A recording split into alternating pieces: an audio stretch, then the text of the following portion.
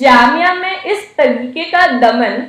5 साढ़े 5 बजे आप स्टूडेंट्स को यूनिवर्सिटी के अंदर से घसीटते हुए लेके जा सकते हैं, उनके पर्सनल डिटेल चिपका सकते हैं, उन पर पुलिस इन्वेस्टिगेशंस कर सकते हैं, उनके पुलिस इन्वेस्टिगेशंस के दौरान उनके बायोमेट्रिक्स, उनके मग शॉट्स ले सकते हैं।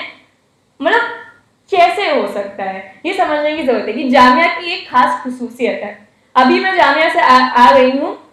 हर दिन जामिया के बाहर आपको नए नए पैरामिलिट्री फोर्सेस दिखने को मिलता है, हर तरह की वर्दी आपको दिखने को मिलती है, हर तरह के डिटेनमेंट वैन्स आपको दिखने को मिलते हैं। कैंपस कम हमारी यूनिवर्सिटी को एक मिलिट्री कंटोनमेंट बना के रख दिया गया है। हमें ये बात साफ तरीके से आती है कि आज सारे यूनिवर्सिटी कैंपसेस में, हर तरह की यूनिवर्सिटी, चाहे वो यूपी में हो, चाहे वो बिहार में हो, चाहे वो साउथ में हैदराबाद में हो, चाहे वो तमिलनाडु में हो, जहाँ पर जब फलस्तीन के समर्थन में स्टूडेंट्स एहतजाज कर रहे थे अभी हाल ही में, और उन पर जिस तरीके से पुलिस का दमन हुआ केरला में, तमिलनाडु में, वो सबसे भी हमें साफ दिखता है कि हर जगह यूनिवर्सिटी कैंपसेस में जो डेमोक्रेटिक राइट्स है और जो डेमोक्रेटिक स्पेस है उसको पूरी तरीके से श्रिंक किया जा रहा है। और फिर सारी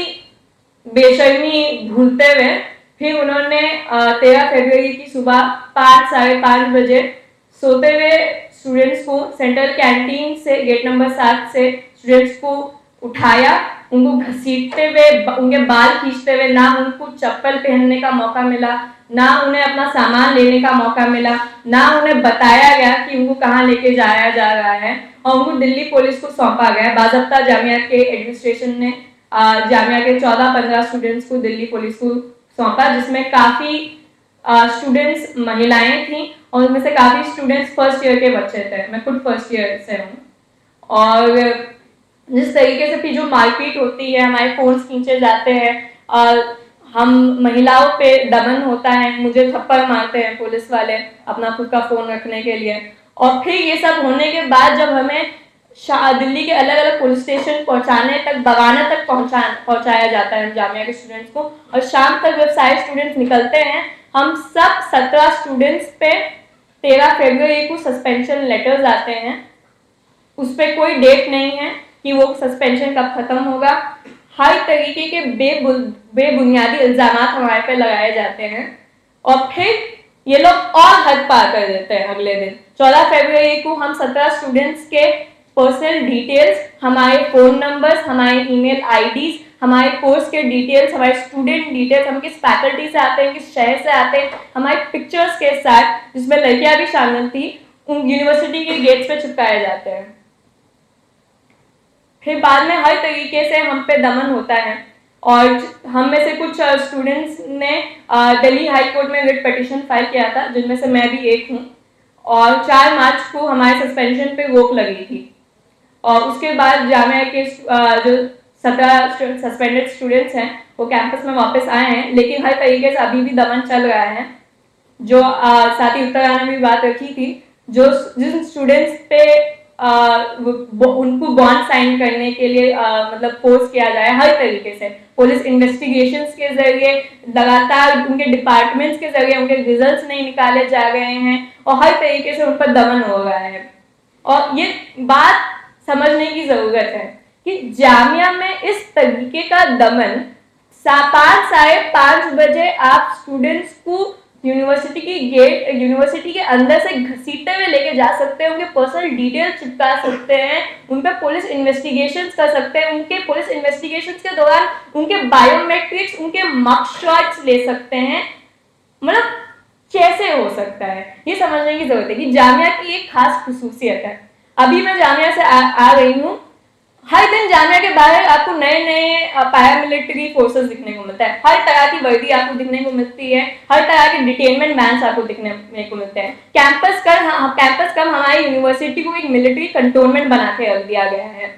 हर तरीके से आज बॉर्डर सिक्योरिटी फोर्सेस में अपने कैंपस के सामने, मैंने कभी बीएसएफ को नहीं देखा अपनी जिंदगी में। आज मैंने यूनिवर्सिटी की गेट पे जब मैं इधर के लिए निकल रही थी प्रेस क्लब से, मैंने बीएसएफ को देखा, और मैंने बाकायदा गूगल किया कि कहीं मैंने गलत ना देख लिया हो। लेकिन बॉर्डर सिक्योरिटी फोर्सेस हमारे कैंपस के बारे में रहती है बड़ी बड़ी डिटेनमेंट वैन्स के साथ। तो क्यों जामिया के छात्रों पे इस तरीके का खास दमन होता है? कि जामिया का एक इतिहास रहा है, जामिया की एक विरासत रही है बाज़ाब्ता। जामिया के छात्रों ने एक लंबे समय से अपनी जिंदा-दिली का सबूत दिया है। हम थके नहीं हैं, हम मर नहीं गए हैं, हम जिंदा-दिली का सबूत रखते हैं। हमारी खुद की जो कैंपस है, हमारी यूनिवर्सिटी है, एक आंदोलन से निकल के आई है। हमारा इतिहास एक मुखालिफत और एहतजाज का इतिहास रहा है। हमारी यूनिवर्सिटी नॉन कॉपरेशन मूवमेंट से निकल के आई है। जो CA/NRC के प्रोटेस्ट है, जो फी हाइक्स के प्रोटेस्ट हुए थे 2016 और 17 में, जो जब कश्मीर में आर्टिकल 370 हटाया गया था, उसके खिलाफ जब प्रोटेस्ट हुए थे, हर तरीके से जामिया के स्टूडेंट्स का एक मास स्टूडेंट रेजिस्टेंस का कैरेक्टर दिखता है। और उससे बेशक ये संघीय एडमिनिस्ट्रेशन जो हमारी यूनिवर्सिटी में बैठी है, महजा आसिफ साहब के फॉर्म में और अलग अलग लोगों के फॉर्म में, जो कोई फांसीवादी भाजपा सरकार है, वो बिल्कुल इससे बहुत बहुत बदतर तरीके से लड़ती है। और इसलिए जामिया के छात्रों पे इस तरीके का खास दमन होता है। लेकिन ये बात सिर्फ जामिया तक सीमित नहीं है, इसको हमें समझने की जरूरत है। बाज़ाब्ता, जैसे दूसरे साथियों ने भी बताया, अपने बयानात दिए, कि उसमें हमें ये बात साफ तरीके से आती है कि आज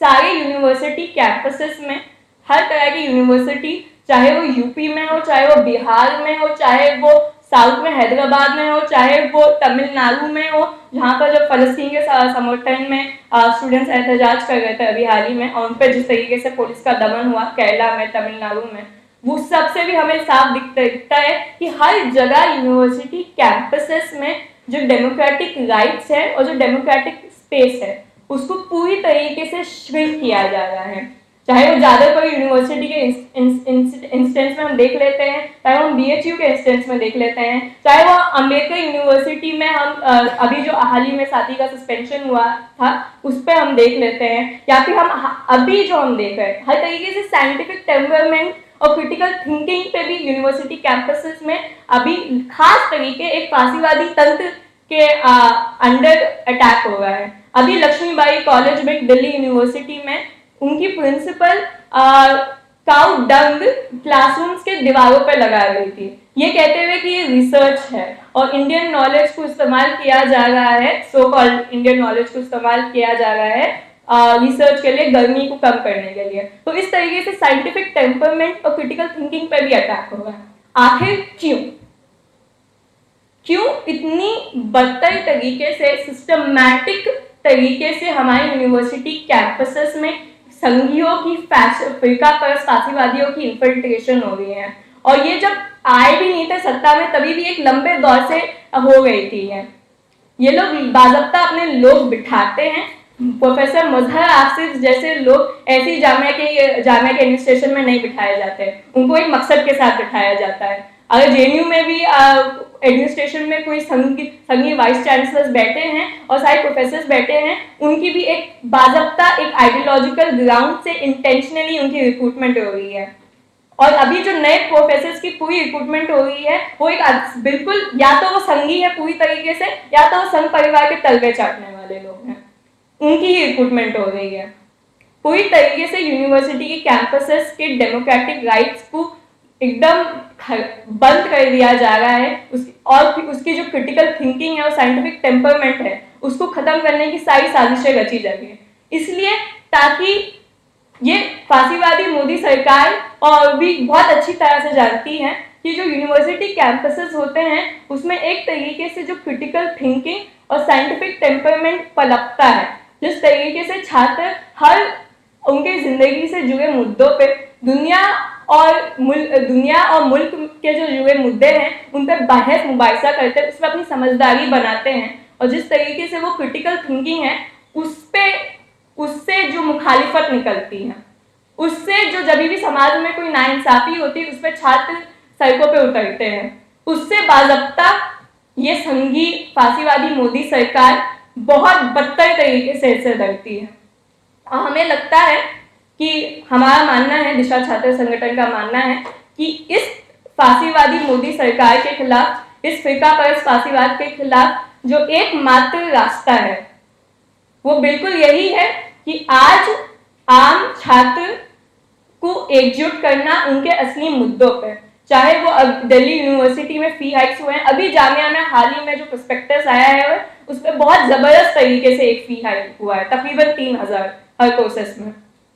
उस तरीके के जो फी हाइक्स के मुद्दे हैं, जो जिस तरीके हमारा रोजगार का मुद्दा है, जो हमारे हॉस्टल फैसिलिटीज का मुद्दा है, जो हमारे कैंपस में श्रिंकिंग डेमोक्रेटिक स्पेस का मुद्दा है, इन सारे स्टूडेंट्स के मुद्दों पे आम स्टूडेंट्स की एक radical mass movement banana is essential.